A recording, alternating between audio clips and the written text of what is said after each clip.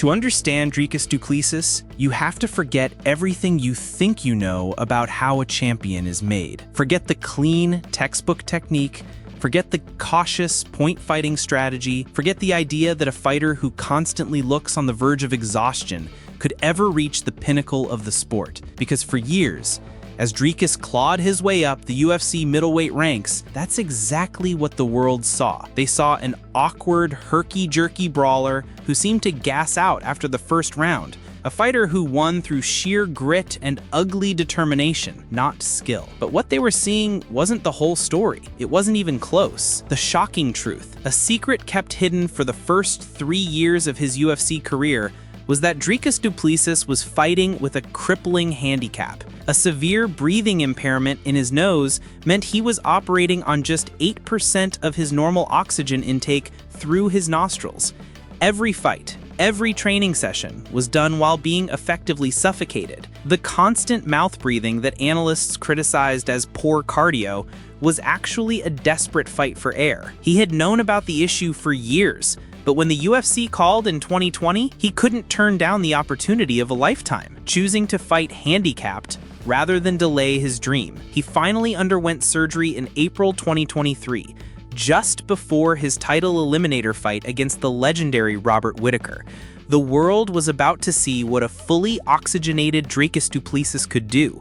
This wasn't just the story of a fighter. This was the story of a medical anomaly who conquered the world while fighting on fumes. And if this is what the 8% version of him accomplished, the question that should terrify the middleweight division is simple. What is the 100% version capable of? Dricus Du Plessis' journey didn't start in a pristine, state-of-the-art MMA facility. It started in the heart of South Africa, in a city called Welcome, where he was born into an Afrikaner family with roots stretching back to the 1600s.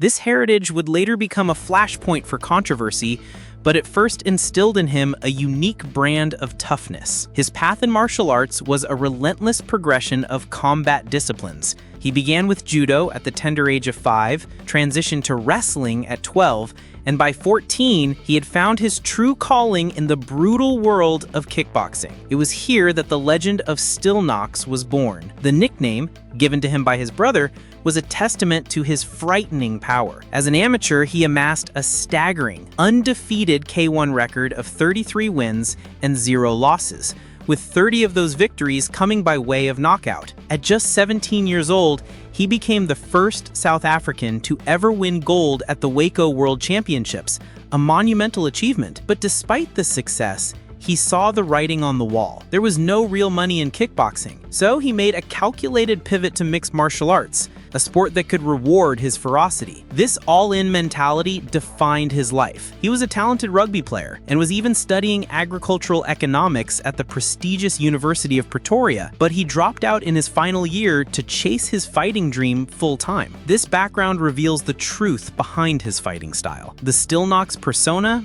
isn't a marketing gimmick, it's his DNA. His entire athletic history is built on the pursuit of the finish. He doesn't know how to fight for points, because he was forged in a world that only rewards decisive, violent conclusions. So when critics called his UFC style sloppy, they were missing the point entirely. He wasn't a technician trying to score, he was a hunter, born and bred to end the fight. And that distinction would make all the difference. Every great champion's story is marked by failure. It's the response to that failure that truly defines them. For Dricus, his first taste of professional defeat was a bitter one. After starting his MMA career with 4 straight stoppage wins, he challenged UFC veteran Gareth McClellan for the EFC middleweight title in his home country. He was caught and submitted with a guillotine choke in the 3rd round. It was a public and humbling setback, but that loss ignited a fire. Dricus went on an absolute tear, not just in one division, but 2. He captured the vacant EFC welterweight title, then moved up to seize the EFC middleweight crown, becoming a 2-division champion in Africa's premier promotion. His dominance couldn't be contained on one continent. He traveled to Poland to fight for KSW, one of Europe's biggest organizations, and in a stunning performance, he knocked out the feared Croatian powerhouse Roberto Soldic to become the KSW welterweight champion. He was on top of the world, and that's when it all came crashing down. In the highly anticipated rematch with Soldic, Dricus was systematically broken down and brutally knocked out in the third round. It was a devastating loss, a moment of public humiliation on an international stage. For many fighters, a defeat like that could be career-ending, but for Dricus, it was the opposite. He would later admit he was grateful for that knockout. It was the painful, necessary catalyst that forced him to accept a hard truth. He was killing himself to make the 170-pound welterweight limit. The loss forced him to move up to middleweight permanently, the division where his frame, his power, and his destiny truly belonged. It was a humbling that led to a rebirth. Without that crushing defeat, the path to the UFC championship might never have opened. He didn't just endure the loss, he learned from it, and that strategic intelligence would soon become his most dangerous weapon. When Dricus Du Plessis entered the UFC, he didn't just bring his awkward style and heavy hands. He brought a talent for psychological warfare that the middleweight division was completely unprepared for. And his first target was the king himself, Israel Adesanya. The feud ignited over a single, deeply provocative statement. At a time when the UFC celebrated its 3 African kings, Adesanya from Nigeria, Kamaru Usman from Nigeria, and Francis Ngannou from Cameroon, Dricus dropped a bomb. He declared that he would be the first real African champion, because unlike the others who had emigrated and built their careers in New Zealand, America, and France, he was born, raised, lived, and trained in Africa. On the surface, it was a statement of fact, but the framing was everything. Coming from a white Afrikaner, the comment was loaded with complex colonial and racial undertones, and Adesanya took it as a profound disrespect, an attempt to erase his identity and invalidate his championship reign. The tension simmered until it exploded at UFC 290. After Dricus demolished former champion Robert Whittaker, Adesanya stormed the octagon. What followed was one of the most intense and racially charged confrontations in UFC history, with a furious Adesanya screaming expletives and getting in Dricus's face. Dricus remained unnervingly calm, later saying Adesanya had behaved like a fool and had already lost the mental battle. The psychological warfare escalated to an almost unbearable level at the UFC 305 pre-fight press conference. Dricus made a calculated jab about Adesanya's privileged upbringing, a comment that cut so deep it brought the normally unflappable last stylebender to tears in front of the world's media and his own family. Sobbing, Adesanya vowed to, quote, kill your dreams. But Dricus had already won. He had successfully dragged the fight into the realm of emotion and identity, a place where his own composure gave him the ultimate edge. In the cage, the story reached its brutal conclusion. After a back-and-forth war, Dricus submitted Adesanya in the 4th round with a rear naked choke, choking out the former champion and the bitter rivalry along with him. He hadn't just beaten Adesanya physically, he had dismantled him mentally, proving that the fight is often won long before the first punch is ever thrown. If the war with Adesanya was a masterclass in identity politics, the feud with Strickland was a descent into something far more personal and brutal. Strickland had built his entire brand on being an unfiltered, unhinged psychopath who could say anything to anyone. He was the one who got under people's skin. But in Dricus Du Plessis, he met a man who could play that game better and with far more cruelty. The rivalry turned toxic at a seasonal press conference. While trading insults, Dricus crossed a line that no one saw coming. He brought up Strickland's well-documented history of childhood abuse at the hands of his father. Looking Strickland dead in the eyes, he delivered one of the coldest lines in UFC history. Bro, you think your dad beat the S out of you? Your dad doesn't have shit on me. Every childhood memory you have is going to come back when I'm in there with you. The effect was immediate. For the first time, the man known for his non-stop, brash talk was visibly rattled. The tension finally boiled over at UFC 296. The two fighters were seated near each other in the crowd. Triggered by Dricus's taunts, Strickland did the unthinkable. He calmly asked a child and his father sitting between them to move, and then launched himself over the seats, raining down punches and elbows on a shocked Du Plessis. Chaos erupted as security and bystanders scrambled to pull the two men apart. Strickland was reportedly thrown out of the arena. In the aftermath, Dricus was chillingly composed. He remarked on how easy it was to, quote, mentally trigger the supposed psychopath, stating that Strickland's emotional meltdown only played to his advantage. He was right. Their first fight at UFC 297 was a bloody 5-round war that Dricus won by a razor-thin, controversial split decision to capture the middleweight title. But the rematch left no doubt. At UFC 312, Dricus put on a dominant performance, decisively outstriking Strickland and shattering his nose with a clean right hand in the 4th round. He won a clear, unanimous decision, putting the rivalry to bed for good. The pattern was clear. Dricus had identified his opponent's deepest wound. With Adesanya, it was identity. With Strickland, it was trauma. And he had weaponized it with ruthless precision.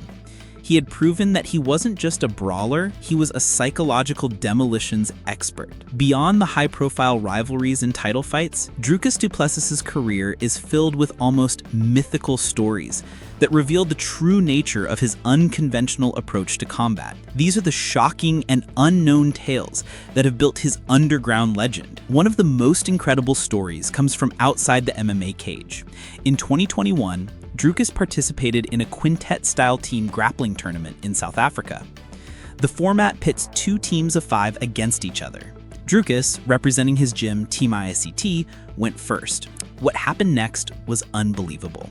He single-handedly defeated the entire 5-man team from a local Gracie Baha affiliate, submitting all 5 of his opponents back-to-back with a dizzying array of chokes, including a guillotine, a north-south choke, and a Darcy choke. It was a feat of endurance and raw grappling prowess that showcased a side of his game many UFC fans had never seen. Even more shocking is the secret to his mental and physical conditioning. In 2024, it was revealed that his coach, Morne Visser, employs a training method that sounds like something out of a horror movie. He uses a taser on his fighters. According to Dricus, it's a form of extreme negative reinforcement. If a fighter repeatedly makes a technical error, like dropping their hands, the coach gives them 2 warnings. On the 3rd mistake, the fighter has to lie on their stomach and gets a jolt from a taser on the sole of their foot. Dricus calmly describes it as a great reminder and a, quote, South African sticky note that helps burn the lesson into his muscle memory. These stories, combined with his unorthodox fighting style,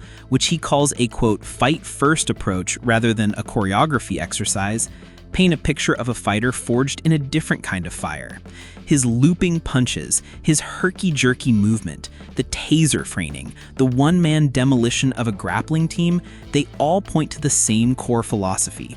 Dricus and his camp prioritize brutal effectiveness over everything else. They embrace raw, painful, and unconventional methods because they produce results. He isn't just tough, he's been conditioned through pain and pressure to be a uniquely resilient and effective fighting machine. Winning the belt is one thing, building a legacy is another. Dricus Du Plessis didn't just beat Sean Strickland to become champion, he carved a path through a murderer's row of the middleweight division's elite.